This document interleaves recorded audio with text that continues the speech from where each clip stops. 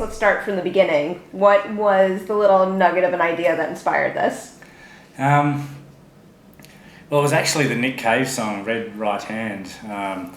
And I think I may even have this wrong in a biblical context, but I thought that from some cursory research, I thought that the red right hand actually means Satan's inability to rise from hell and exist on earth.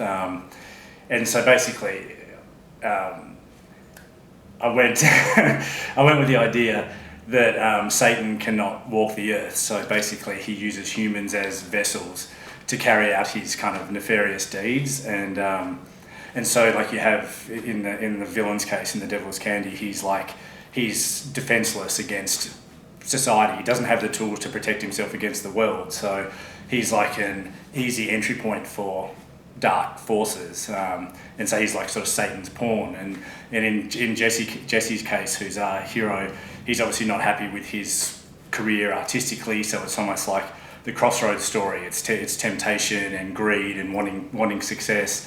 So I was just very interested in a story of light versus the darkness that takes place on earth, and how we're all theoretically born innocent, and some people take the path of like Mother Teresa, and other people end up being a Jeffrey Dahmer, and so I was thinking, if satanic forces can kind of enter us, it's like what sort of psychology do you need to have for them to slide in, and also what sort of strength do you need to actually stand up against the forces of darkness and put the important things first, like family. And I think a lot of that was tied into my own psychology, just sort of struggling to get a film off the ground, and not being happy with where my career was. And I think a lot of that kind of got invested into Jesse, and I'd also just had twins, and I was terrified of bringing them into the world, and the sort of the corruptive power of kind of society. And so I think a lot of that fed into the kind of the emotional through line of the film. You brought it up during the introduction the other night. I still can't believe that after The Loved Ones of all movies that you had a hard time getting another feature off the ground. What exactly happened right when that came out? And it was received very well. Yeah, I mean, I had countless meetings and met a lot of very, very cool people, and was sent a lot of scripts, but I mean, I think I do have a naturally kind of subversive streak. I think my framework is very, very commercial, but I think horror without danger isn't really horror, and Hollywood can be a difficult place to navigate when you're trying to take any kind of risks, because anything that deals with money, it's about risk aversion. But so I mean, I think that I am very much predominantly a commercial filmmaker, but I'd like to kind of push the envelope a little bit, and so I found that kind of difficult. And I did, it's a typical story of kind of getting lost in development hell, and I did a couple of page one rewrites for companies, and that's essentially writing a new script, and that's a year of my life, and so sort of time just kind of evaporated. And anyway, while in between these other projects, I would just keep coming back to The Devil's Candy, and kind of ironically that ended up being the one that went first, because there is a school of thought in Hollywood that you have to have like sort of 5 projects on the go at once, and I think that worked for a lot of people, but for me it just felt like all 5 were moving forward at kind of a snail's pace, and I think I'm better at just like focusing my energy really efficiently in kind of one direction. So did that change how you're going to move forward after you finish this one now? Yeah, I've got an idea for another film, and I'm just going to put myself in a bubble and write it. I mean, I was in advertising for 10 years. I'm very used to directing other people's scripts, and at film school I was directing other people's scripts, so I was still going to keep an eye out for material, and I think it keeps me sort of sharp as a screenwriter, just constantly kind of reviewing structure and reading other scripts. But unless something really grabs me, I'm just going to always keep writing my own stuff, just because also it's fun, like when you go back to the beginning and the possibilities are kind of endless, and you're just sitting there with a computer, and it's like the pressure is off, and you can kind of be a child again, and it's like make believe. It's make believe without the kind of the practical necessities of filmmaking, which that's all the fun stuff. It's like once you actually get into filmmaking, it really is and on the shoot, it's like the nuts and bolts of just getting all the pieces of the puzzle, and then the main thing as a director is trying to retain the spirit or the idea or the personality of the story that you fell in love with in the first place, and not let the not let the practical realities kind of overthrow that kind of childish excitement to make a movie. So what was it about this one in particular that made it the right one to move forward? Was there any like certain resource or like plot point, or just like the timing? Yeah, well, I mean, I think it was, a large part of it was having kids. Like I had, and just just exploring that concept of like children coming into the world and like parental fears, and I was kind of writing trying to kind of find it, but initially before I'd actually had children, I'd started writing this, and it was a story about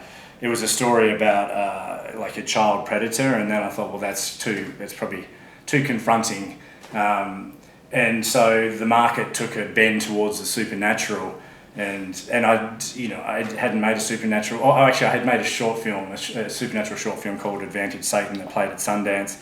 But I thought, well, perhaps I'm not as aware of the mechanics of the supernatural genre as I am the slasher genre, and that could be a really interesting thing. So it could be a fresh take on the supernatural. And I started thinking back about all the films that I kind of loved growing up that were kind of religious horrors, like Rosemary's Baby and The Omen, and even then the Shining, about how location can infect the mind. And those films just had so much class. They were from just really superb filmmakers, and they were films that were nominated for Oscars and had an incredible amount of class. And so I thought I became really sort of interested in the idea of trying to create a hell on earth, and not have ghosts or zombies or anything like that. And so it sort of was a circular process. I just kept writing until it kind of landed. But I think that once I cottoned onto the idea of sort of the red right hand and humans as vessels, that seemed to be the launching pad. It did feel really fresh. Like I think in the TIFF blurb it says the word possession somewhere, but this is not a traditional possession movie at all. He doesn't just like walk into the house and start doing those typical things when a satanic force like invades your body. It's just so different with the combination of the music and the pictures he paints. It was very, very different. Which I needed. Yeah, cool. Yeah, I just thought like when, I don't know, it's like darkness tapping you on the shoulder, and how to kind of represent that. And in this case, we do it kind of sonically, but I feel like we all get tapped on the shoulder all the time. There's temptation, and it's like how do you want to live your life? Do you follow the path of corruption? I just find that really fascinating. How for me, the devil's candy really is innocence, and even if you go back to kind of the whole nature of sacrifice, it's usually like babies that are being sacrificed and everything like that. But it's like, for me, the devil's candy is innocence, and how do we protect that within ourselves and retain empathy, or do you take kind of the darker path, whether it's corporate greed or whether it's sort of evil of a more murderous kind? That was kind of the idea that fascinated me. And how about just in terms of securing a green light? Was there any like person or resource you secured that was like, now we got it, this is really going to happen? Yeah, well, I mean, I'd finished the script and sent it to Keith Calder and Jessica Wu at Snoot Entertainment, because I just I had a sense of, after seeing You're Next, I think they were working on The Guest, that these guys are, I mean, there's a creative kinship, because they're very commercially responsible producers and filmmakers, but they also aren't afraid to sort of take some risks. And I just can't get excited about anything unless there's some sort of risk involved, because you want the roller coaster to have different loops. It loops in different places. I want something that's going to be able to make me spring out of bed for the couple of years that it takes. So that were kind of my, I was really hoping that they'd like the script, and I got a call from Keith, and we sort of talked about the commercial realities of the film, and then went in and had a meeting, and they liked it, and it was, it sort of it's all kind of privatised, very different to the loved ones where I had to, 60% of the funding came from the government, and that was a far more kind of arduous process in terms of meeting after meeting after meeting, whereas this was like, well, we all like this idea, let's go for it. Oh, that's awesome. And this is a much bigger production than that too. I mean, a lot more locations, bigger locations, like bigger just like stunts and everything. Yeah. I mean, that was exciting just to kind of step up another level, and it's something I'd like to continue doing, just like to kind of earn the right to do something bigger. I'd love to sort of jump up into kind of the 20 million range and then keep going. Because I think it seems to happen a lot now where you get a first-time filmmaker and suddenly they're at the helm of like a... Star Wars? Yeah. Or it's like, it's... But I don't know, I'd probably be in the fetal position if I did that. I like the idea of just like kind of earning my stripes and trying to retain a point of view and a voice, because I feel kind of safer that way. Mm-hmm, absolutely. Can you tell me a little bit about casting now? Because I grew up watching Ethan and playing, the nice sweet guy and having a crush on him in that sense. And here he's just, tough. And he's been doing that for a couple years now. But I was surprised by how tough but also likable and warm he came across. Did you know you wanted him for that role? No. Well, Keith and Jess had... they were a part of the Cheap Thrills release, and and so they're saying, well, you should have a look at this guy, because I wanted someone I'm always interested in someone who looks like the anti-hero, so the audience has a relationship with a character that they wouldn't normally. It's kind of not the quarterback, and so they were saying, look, this guy is really, really good, and I watched Cheap Thrills and I really, really liked it, and then I started to delve into into like the rest of his filmography and had a look at Brotherhood, and there's just some scenes with Jason Clarke that are just amazing heavyweight kind of dramatic acting. And then going further back to his time as a kind of romantic lead in teen films like Can't Hardly Wait, and then even Empire Records, it just showed that he had a really great playful side and a kind of romantic side, and I think for the character's arc to really kind of sting, you want him to start from a pretty happy place, and he's a family man, and you kind of, and even though he's got tattoos and long hair, you just like, I really like this guy, I'd love to have a beer with this guy, and I always think if you start there, then there's just further to travel, because by the end he's kind of plummeted the depths of hell. And now, of course, her name's escaping me, but the young actress who played Kiara Glasco, that's like one heck of a find there. Yeah. I'm dying to see her in more things now. Oh yeah, she was. I felt like we struck gold. The moment that she was kind of suggested. I think it was. I could be getting this wrong, but I think it's Denise Cronenberg who had cast her in Map to the Stars. Oh yeah. And she sort of said, "This is this girl is like an old soul. You should meet her." And we auditioned. Some sort of biggish name kind of child stars, and Kiara just came in and was just amazing. Like she actually can go to that really primal dark place relatively easily. It's incredible watching a great child actor, because there is something so natural and instinctive about it.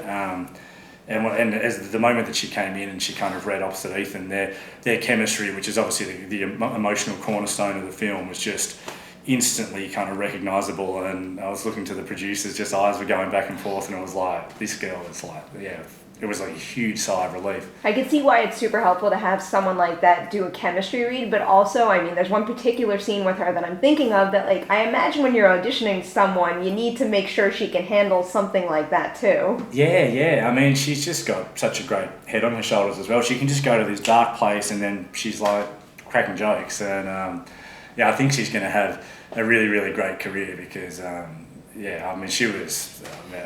She is the stakes, and the film wouldn't work without... Oh, absolutely. Without her giving that type of performance. But that was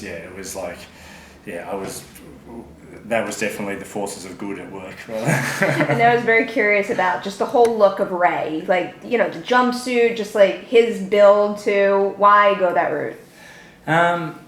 With the jumpsuit, I am kind of obsessed with colour, and and in the loved ones it was like blues representative of boys and pinks of girls, and prom kings and queens, and with Ray the tracksuit kind of represents the satanic. It also has some white in it, which represents the purity that's been taken, but mostly it's kind of red and black. But also I thought that it kind of tied into, I don't know, it was sort of like a supernatural outfit. You know, you want it's sort of my way of doing a Jason Voorhees, or Jason's got the boiler suit, but more than anything, like I kind of get frustrated with, as much as I love the Friday the 13th films and the Halloween films growing up, but you watch enough of them and there tends to be, it's just basically like a demon, and they walk really slowly, and whoever they're chasing is running, but somehow the bad guy catches up, and so I was really interested in just finding someone who captured an otherworldliness and an unknowability, and this whole idea of like, what sort of person would be an easy target for a vessel, and Pruitt Taylor Vince, who's just a sublime actor, he has a lost childlike quality to him, and I really wanted that sense of a fish out of water, that's just like somebody who's even though he's a grown man, the world is a strange place to him, and he doesn't really know how to function, and I just find it uneasy if you don't. I find unknowability uneasy. Oh, absolutely. Too much exposition, and you kind of like suck the life out of the scares. Yeah. I mean, the guy's got a kind of a whole backstory, and hopefully, I mean, that's to me that's what makes a character feel authentic or lived in, like they actually own their own skin. It's like, when you just meet someone for the first time, they've got all their baggage, but you don't know their baggage, but it's the weight of their baggage that creates their persona. And but we're not privy to everyone's backstory, so it's like, you want to have enough layers there that it's like that guy feels real enough that I'm scared. But I always find it more interesting if I don't know exactly why.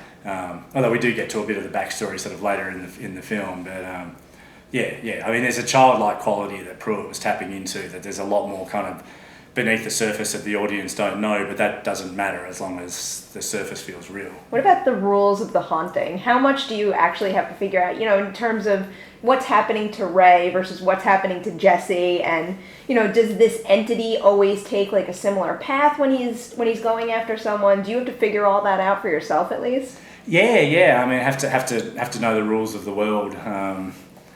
And yeah, I mean, I sort of won't go into it into too much detail without spoiling it. I mean, there is a kind of a twist at the end that hopefully taps into the location and where that kind of force comes from, or what Jesse is tapping into as an artist, because I think his character has a dual mission. He could go one way, but I think his mission is actually something far greater and potentially kind of celestial, and so I kind of thought of him as a kind of a heavy metal kind of Neo character, but I didn't want that up front and center. But even like the best people can succumb to temptation as well. So that kind of, I wanted that soul wrestle to happen. But also I think there is a general within the supernatural world a wider web of evil as well. It's almost like when Anton LaVey created the Church of Satan, a large part of it is like any kind of entity, it's sort of branding, and so he would send notes out to Marilyn Manson, people, or just anyone in the entertainment industry that he thought was actually furthering the cause, and so like Marilyn Manson would get a note that just says like Satan approves, or and I mean the Church of Satan is not about like worshipping a horned creature or anything like that, but I was just it's kind of almost like a lifestyle libertine choice, but I was very interested just how like just like a wider web of evil, and how like as an artist, how like a gallery owner could grasp onto Jesse, and it's like, well, you can help spread the darkness, and I mean it's like evil just has so many avenues. Now, just in general, film festivals, having gone through The Loved Ones and now coming back to TIFF with this, what advice would you give for a budding horror filmmaker if they're going to do this, the festival route? Well, I think these days in particular, to get onto the festival route or to get a feature off the ground, it seems to be the way that you make a short film based on, if you've got a script, then make a short film that's sort of based on that script, because people trust their eyes so much more than, especially if you're an unknown quantity. Even before The Loved Ones, I made a short film, I mentioned it earlier, called Advantage Satan, that really showed, had a glossiness and played with kind of colour schemes and tonally was similar enough to The Loved Ones that everyone could go like, oh, I get it, and it made that choice so much, so much easier for the funding bodies. As far as like the rest of it, it's like I think once you get the money, it's just hang on. It's absolutely terrifying making a feature for the first time, because you just don't know where the end is. And I think my best advice is like, don't even think about the end. It's just like, prepare as much as you can, because if you get your first chance, if you don't maximise that, you won't get a second. So prepare as much as you possibly can. So at least then tonally you're ready for when pre-production starts, is to try and to get the film into everyone's head, so you're all sharing the one brain, and then it can branch off from there, and you work with the right people that can elevate the material. But I think it's absolutely crucial that you go in there knowing the world of the film, and then you share it, and you're all making the same film. There are so many films that pre-production starts and no one really knows what it's going to be, so that you reach the starting line, but there hasn't been a chance for the seeds to kind of grow. And so I just think the more work you can do that's kind of off the books, it's when the production hasn't officially started, the better off you can be. And then I guess once you get to somewhere like TIFF, it's just enjoy the fact, or the miracle that a film actually got off the ground. I still, every time, I've only made 2 films, and each time it's just, I'm so incredibly thankful for the opportunity, because it's just not easy to, it's like millions of dollars don't fall out of people's back pockets that you can pick up on the street. It's like it's a real privilege. And then I just hope that people respond to the film. Oh, I have very high hopes that'll happen. If I have to wait this long for a third feature from you, I'm not going to be happy. Yeah, if I have to wait this long, I'll probably be divorced. But, no, hopefully that's not true. But hopefully the next one will come a little bit sooner. I have very high hopes.